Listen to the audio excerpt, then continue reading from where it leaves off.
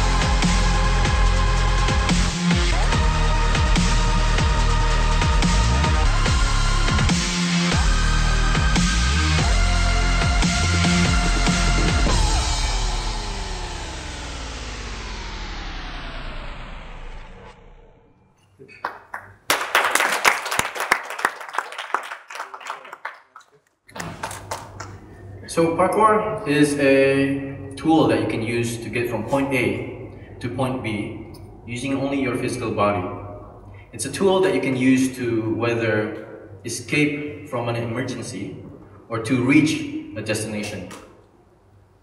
The goal of the parkour practitioner is to train and build functional strength, to become faster, fitter, and stronger, so that they are able to run faster, to jump higher, and easily climb up walls.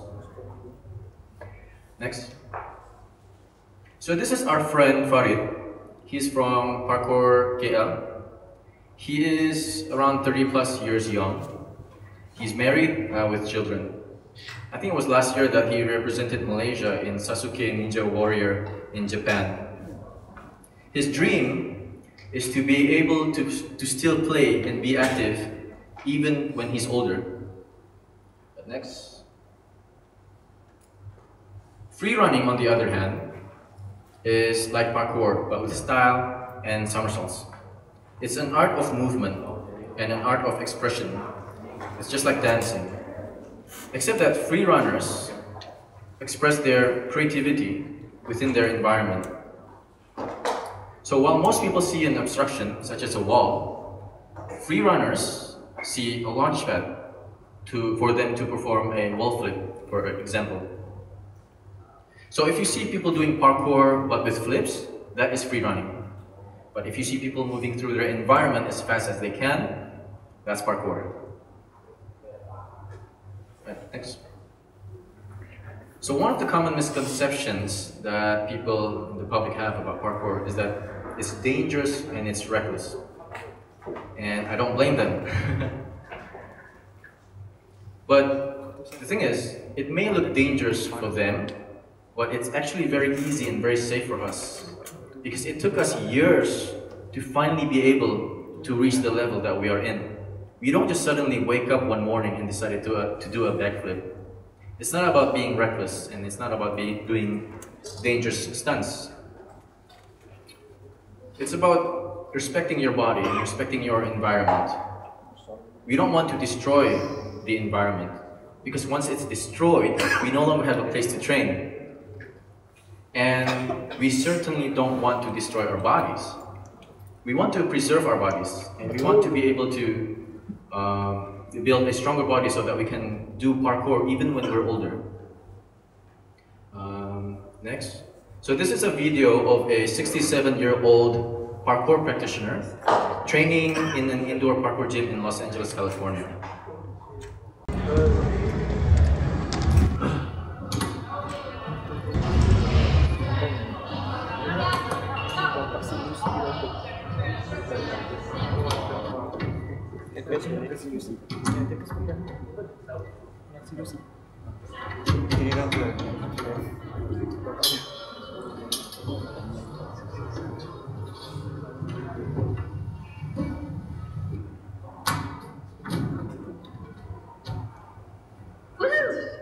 Amazing, right? I want to be able to do that when I'm 67. So, KK Parkour, which stands for Kota Kinabalu Parkour, is a parkour and free running community that me and Hafiz co-founded. So Hafiz is right here. Hafiz, stand up. This is Hafiz. Our classes are every Friday night at Gymnastics Hall Likas, but for the time being, our classes are closed because the management is doing some renovation works. So we expect our classes to be available and reopen next year. So over the past years, we've worked with major brands such as Mountain Dew, Resort World Sentosa, Singapore, Star Sports, ESPN, Core Fitness, Kokoli, and many others. In our classes, we don't just teach our students parkour. We don't just teach them how to overcome their physical obstacle, but we also help them to overcome their own mental obstacle. For example, sometimes a parkour move is very easy, or sometimes they are able to do the move, but they don't feel confident in themselves. There's that negative voice inside their heads that says, oh, I can't do it, it's impossible, it's hard. You know, but we know that they can do it. They've trained, and we can see that they can do it. So next. So, for instance, we had our students do a vault over a gymnastics mattress, just like this one. We had it up on its side, and it was about this high. And then we told them that, hey, you need to vault over it. So they looked at it, and then they said to us, oh, it's too high, I can't do it. You know? It's totally safe, everything is padded, it's in our gymnastics hall. So next. So this is education scientist Sugata Mitra. Sugata Mitra applies what he calls the grandmother method into his teaching. It's a strategy where he would help students learn unfamiliar and challenging topics by standing behind them and giving words of encouragement, such as, you can do it, you know, it's easy, go for it. And through the grandmother method, the students were able to learn more and improve their grades. Next. So we applied the same grandmother method into our classes and tried to help drown out the negative whisper our students have with positive encouragements. We tell them, hey, you can do it. It's okay if you fall, just get back up. Go for it. It's just like how you practice. And then they gave it a try. And they were amazed and surprised that they were able to do it. They did not think that they could do it, but they gave it a try, and they did it. So they are able to not only conquer the move, but they also slowly start to believe in themselves. They slowly start to build up the confidence. And that confidence stick with them. They can use that same level of confidence to conquer any other obstacles in their life. Not just physical obstacles, but also mental obstacles. So we don't just teach parkour, it's more than that. We help them to improve themselves.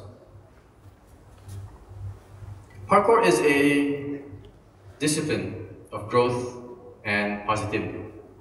For us, it's not just about getting from point A to point B physically, but also mentally and psychologically. It's a tool that you can use to grow from being weak and afraid to becoming stronger and becoming more confident. The biggest challenge in life is not the physical obstacle, but the mental obstacle. And they are the hardest to overcome. Each and every one of us in this room today did parkour in some point in our life. We all climbed trees, we all vaulted over a railing. Next. I want you to imagine that there's this creek that you've been trying to jump across. But every time you try to jump across, you would fail, you would fall into the creek. Now, imagine that you're being chased by a vicious dog, and you're running as fast as you can, and you arrive at this same creek. So you jump because your life depends on it. And suddenly, you make it. So it's not a physiological problem. You didn't suddenly grow the muscles to jump that far. It's actually a psychological problem. You had the ability to jump across all along, but your own mental barriers is stopping you. So the biggest obstacle is not the obstacle itself, but your own self-limiting beliefs and mental barriers. Right, next. So let's say that you're playing a video game, and next. And you're controlling a level 1 character. So you're roaming around in the game, and then, next. There's this level 5 difficulty mission that you need to defeat. Now, a level 1 character trying to defeat a level 5 problem seems difficult, right? Alright, and then comes along a level 10 character. For the level 10 character, he sees the same level 5 problem as a piece of cake. It's easy for them. So the problem is not the problem, because the problem is the same. So the next time when you're faced with an obstacle in life, don't wish for things to be easier. Instead, wish for you to be better. Wish for you to be a level 10 character that can easily solve that level 5 problem. Sometimes our students ask us to make an obstacle easier for them, but I don't want to make it easier for them. I want them to grow and improve themselves so that they can overcome that obstacle. And next. Another mental barrier that many of us have had in some point in our life also is a fear of failure. Fear of failure can stop us from being successful in life and work. And next. So this is what success looks like. So as you can see, there are many ups and downs before you can finally be successful. You need to fail many times before you can be successful. But if you were to look back at your past failures, they're not really failures. They're actually an opportunity for you to learn and improve yourself. Next. As Thomas Edison says, I have not failed, I have just found 10,000 ways that won't work. I want to show you another video. So this video is a parkour athlete's many failed attempts before finally achieving success.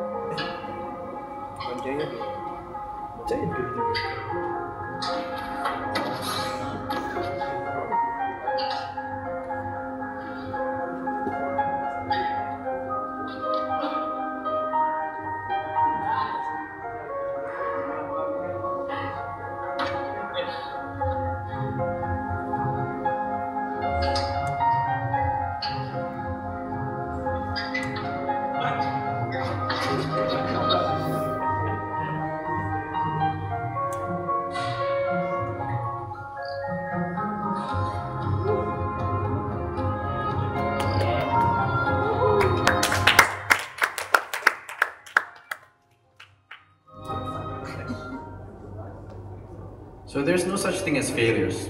You have to think of it as an experiment. If you fall, just get back up, learn from it, and redo it again. But better, do it better next time. You must accept that you might fail. Then, if you do your best and still don't win, at least you can be satisfied that you've tried. If you don't accept failure as a possibility, then you won't set high goals. And you won't branch out, and you won't even try. So before I wrap up, these are the key takeaways. Eliminate negative self-talk. From now on, I want you to replace your negative self-talk with positive, encouraging talk. Apply the grandmother method, and instead of saying, I can't, and it's hard, it's difficult, I want you to replace it with, I can. Or even better, think, how do I do it? The moment you say you can't, then the mind stops working. But if you think how, then the mind starts to work and find ways to help you achieve your goals. If you think you can, then you can. If you think you can't, then you can't. The mind is a powerful weapon. And whatever you believe to be true, regardless whether it's true or not, becomes your reality. Don't wish things were easier. Wish for you to be better. See your problems as challenges. They're not meant to stop you. They're meant to challenge you so that you can grow and become better. Whenever you feel uncomfortable, instead of retreating back into your old comfort zone, pat yourself on the back and say to yourself, hey, I must be growing. and then continue moving forward. So, you're playing a game of tag with your friends. They're chasing after you. You're running as fast as you can, and suddenly there's a wall in front of you.